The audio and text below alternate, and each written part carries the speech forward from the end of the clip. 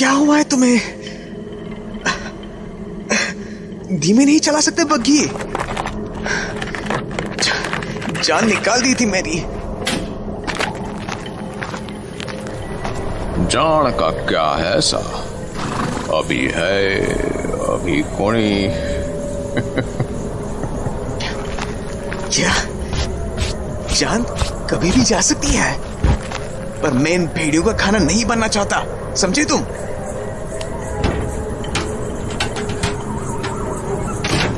जाने बग्घी वाले पर रणविजय की बातों का असर हुआ या नहीं, पर वो घोड़ों के पास जाकर उन्हें पुचकारने लगा। मेरे बच्चों, कुछ ना होवे तुम्हें, कुछ ना, मैं हूं ना तेरे साथ। मैं हूं ना। आराम से चलो। उसके पुचकारने का जादू सा असर हुआ और वो आराम से चलने लगे। तभी एक अजीब सी खड़खड़ाने की सी आवाज सुनाई दी और रणविजय ने देखा कि बग्घी वाला बार बार अपने दाएं बाएं देख रहा है। कहाँ देख रहा है ये नीली सी रोशनी कैसी चमक रही है यहाँ? ये अजीब सी खड़बड़ाहट भी उन्हीं से आ रही है। शायद इन्हीं को ढूंढ रहा था ये बग्घी वाला। अरे अरे भाई, कहाँ जा रहे हो? कि पागल हो गए क्या? हे भगवान, ये कहाँ चला गया मुझे छोड़कर? फिर ये पास आते जा रहे हैं। हे, हटो, भागो भागो यहां से, जाओ भागो भागो यहां से। हे भगवान, ये तो पास आते ही जा रहे हैं। बग्घी वाले कहां मर गए? भगवान, मुझे इन भेड़ियों के सामने छोड़कर कहां मर गया एक कमीना। पर तभी वो जैसे गया था वैसे ही अचानक वापस प्रकट भी हो गया और चुपचाप कोच पर सवार हुआ और घोड़े चल पड़े जैसे कुछ हुआ ही ना हो। कहां गए थे? मैंने पूछा, इन भेड़ियों की दया पर छोड़कर कहां चले गए थे तुम? तुमसे कुछ पूछा है मैंने, जवाब क्यों नहीं देते? Damn it! रणविजय बग्घी वाले के सामने बिल्कुल बेबस था। वो कुछ भी कर सकता था रणविजय के एक भी सवाल का जवाब दिए बिना। उसके बाद वो नीली सी रोशनी कई बार दिखाई दी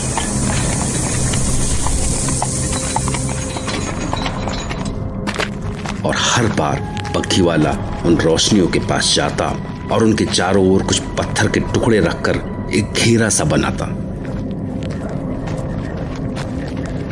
और वापस लौट आता। और एक बार तो जो हुआ, उसने रणविजय को चक्कर में डाल दिया। एक नीली सी रोशनी पास में दिखी, बहुत पास।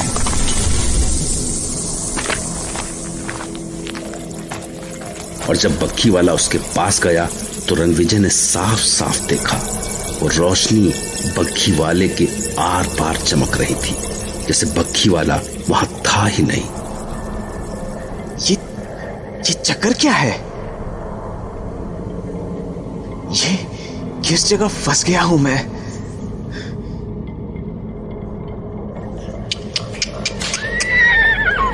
अच्छा, एक भी बात समझ नहीं आती।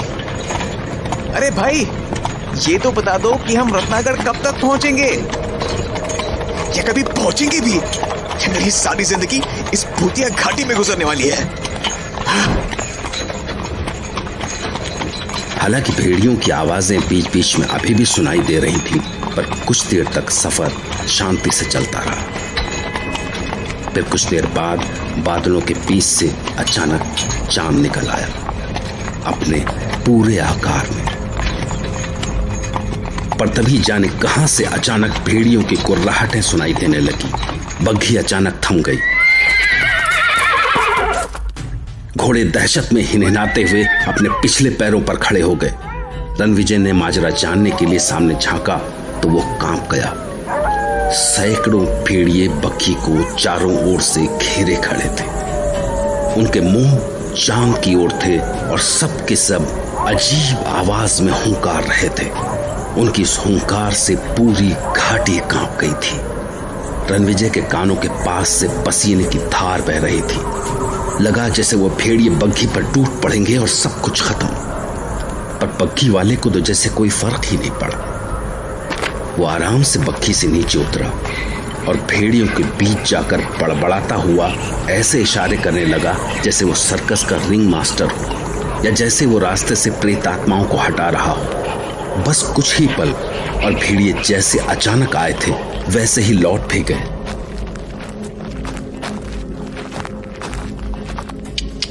घोड़े फिर से शांत हो गए और बग्घी चल पड़ी। हे ईश्वर, अगर मौत भी देना तो ऐसी मौत मत देना। आगे का रास्ता चढ़ाई वाला था, इसलिए घोड़े आराम से चल रहे थे। ऐसी भयानक यात्रा के बाद जब कुछ पल शांति के मिले तो रणविजय की आंख लग गई।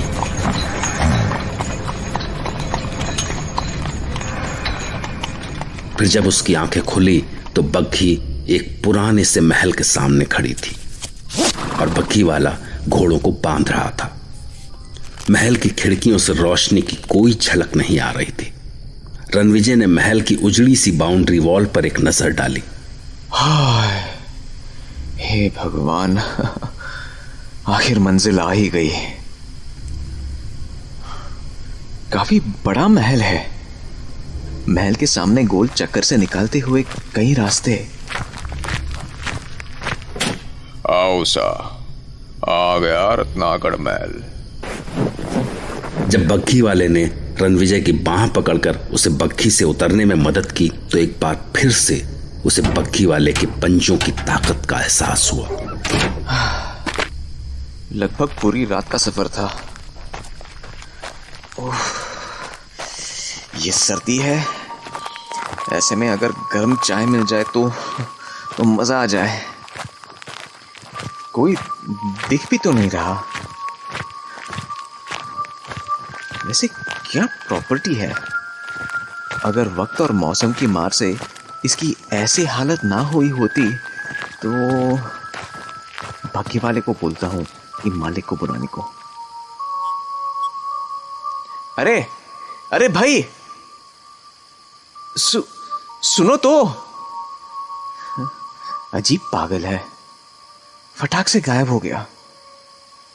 अब किसको आवाज दूं और नॉक करूं भी तो इतने बड़े महल में कौन सा दरवाजा नॉक करूं? रणविजय समझ नहीं पा रहा था कि अब वो आगे क्या करे। उसका इंतजार एक बार फिर से डर में बदलने लगा था कि तभी किसी के आने की आहट सी सुनाई दी। शायद कोई आ रहा है। Thank God. यकीन नहीं हो रहा कि वो भयानक सफर खत्म हो गया। आवाज सुनते ही वो बढ़कर दरवाजे तक पहुंचा। फिर दरवाजा खुला। सामने उसका क्लाइंट था, डैनी डिकोस्टा। अधपकी दाढ़ी, काले ओवरकोट में, जरूरत से ज्यादा लंबा, चौड़े कंधे, पर बदन में शायद ही कहीं हड्डियां न दिखती हूं, और गड्ढे में धसी सुर्ख आंखों की जोड़ी।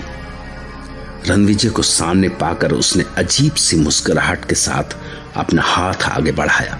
Welcome my friend, Ratnagarh palace में तुम्हारा स्वागत है। Please come. इसे अपना ही घर समझो। जी, आप ठीक तो है ना? बिल्कुल ठीक। मुझे कभी कुछ नहीं होता। हैंडशेक करते ही रणविजय को एक बार फिर से उसी दर्द का एहसास हुआ, क्योंकि उसके हाथ भी बग्घी वाले की तरह ही किसी चट्टान जैसे बड़े, सख्त और ठंडे थे। आप ही हैं मिस्टर डैनी? जी हाँ, मैं ही हूं आपका क्लाइंट डैनी डिकोस्टा। आइए, बाहर बहुत सर्दी है। लाइए, अपना बैग मुझे दीजिए। अरे ये क्या कर रहे हैं आप?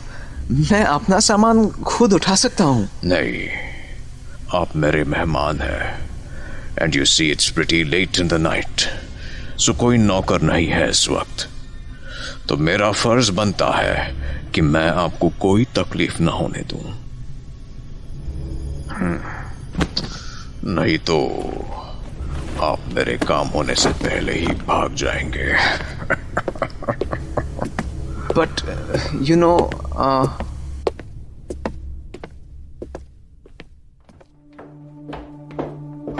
Comfortable, isn't it? Yes certainly. ये फायरप्लेस इस रूम को कभी ठंडा नहीं होने देता। आप बैठिए, रुकिए, आपका कोट उतारने में आपकी हेल्प करता हूं। अरे आप feel at home my dear friend, feel at home.